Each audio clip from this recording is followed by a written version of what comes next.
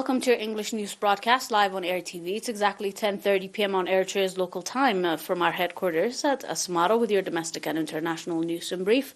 I'm Zahra Badouri, but first we'll begin with your major headlines for this broadcast.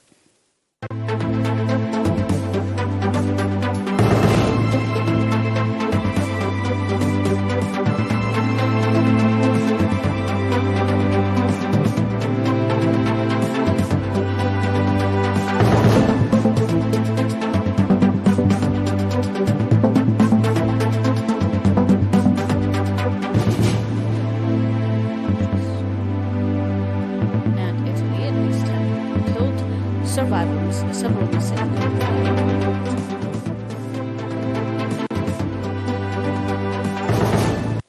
Welcome to your domestic in brief. President Isaias Afwerki met and held talks with the special envoy of the People's Republic of China to the Horn of Africa, Ambassador Xue Bing, at Dendeng Guest House in the evening hours of yesterday, 16th of March. At the meeting, President Isaias Afwerki underlined the current visit will further consolidate the strategic ties between Eritrea and China at this auspicious juncture. President Isaias noted that the circumstances are right to further develop the strategic ties between both countries. In their meeting, President Isaias and Ambassador Bing discussed modalities of deepening their bilateral cooperation in Eritrea's priority areas of development. Both parties also further agreed that development cooperation must be pursued within the framework of the regional economic linkage. Ambassador Xue Bing, in his part, expressed China's readiness to contribute towards regional effort of conflict resolution and for sustainable peace and partnership.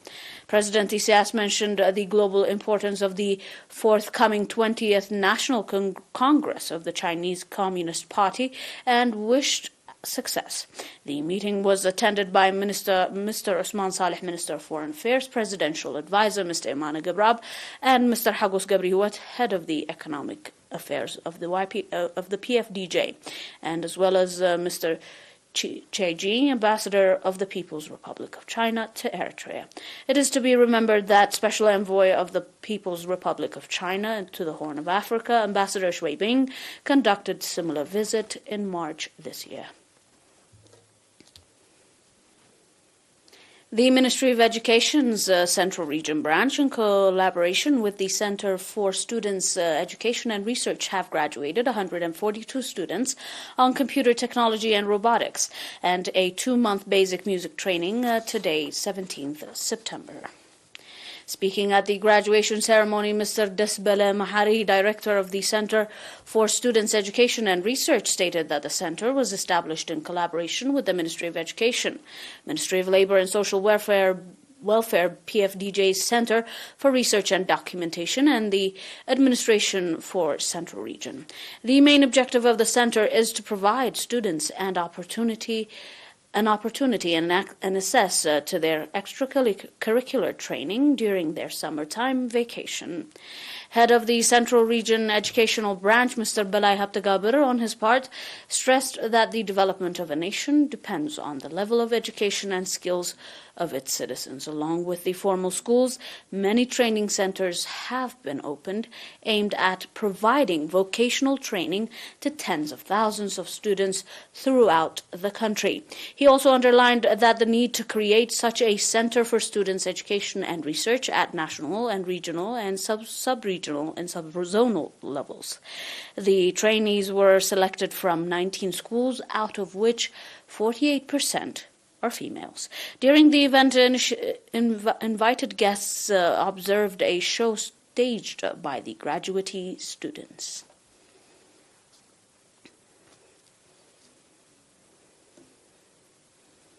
Stay tuned for more on your global report after this short break.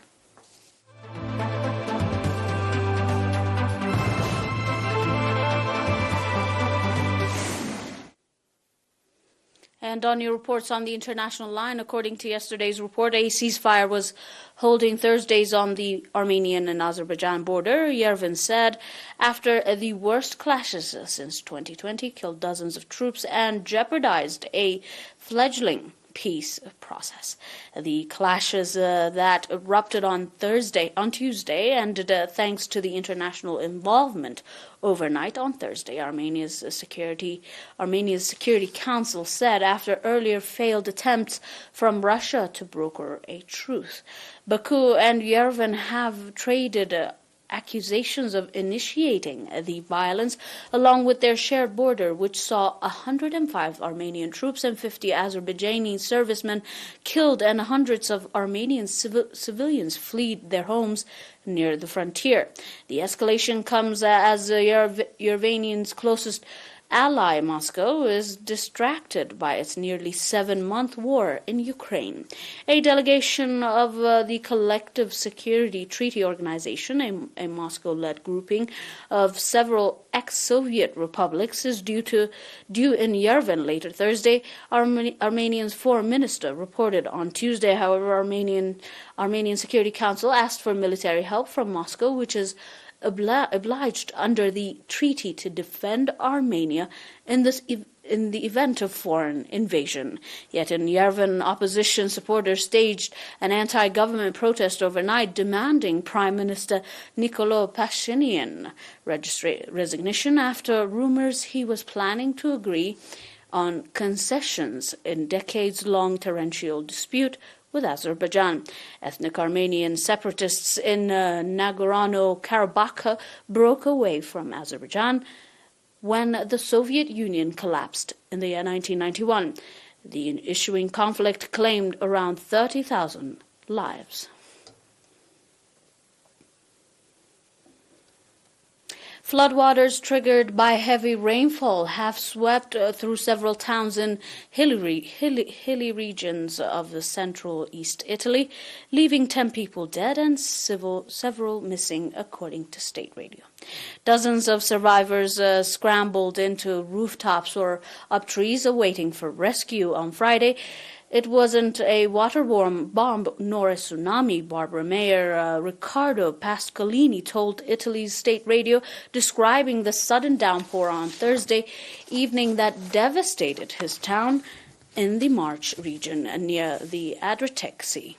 While firefighters said 7 deaths were confirmed and 3 people were missing, RAI state radio said, however, that there were 10 confirmed deaths. 2 children, including one swept out of his mother's arms by rushing waters in Barbara, were among 4 people still unaccounted for by late Friday morning. A mother and her daughter, aged about 8, who were trying to escape the floodwaters, were missing in Barbara, the mayor told the Italian news agency ANSA.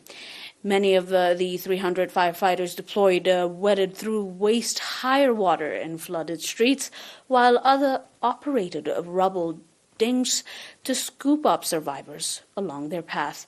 Firefighters said in a report on Twitter that they had rescued dozens of people from cars, rooftops, and clinging the trees. Helicopters were also deployed to pluck people to safety in the more remote town. Dear viewers, that is all for now with your domestic and international news in brief. Until we are back again with some more news, stay and enjoy the rest of our programs. But until then, these were your major headlines in review for this broadcast. President Isaias Afwerki met and held talks with China's special envoy. Central Region Educational Branch graduates 142 students on computer technology and music. Ceasefire holds Armenia-Azerbaijan border following dead clashes. At least 10 people killed, several missing and flooding in Italy.